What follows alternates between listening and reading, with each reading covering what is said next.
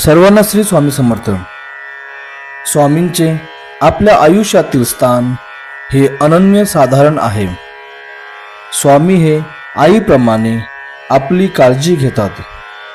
ज्याप्रमाणे आईला आपल्या बाळाला काय पाहिजे हे बाळाने न सांगता कळते, तसेच स्वामी आपल्या मनाची इच्छा, आकांक्षा सर्व काही जाणतात. स्वामी आपल्या सर्व अडचणी, दुःखे, कष्ट जाणतात. म्हणूनच आपण स्वामींप्रती केवळ समर्पणाची भावना ठेवावी.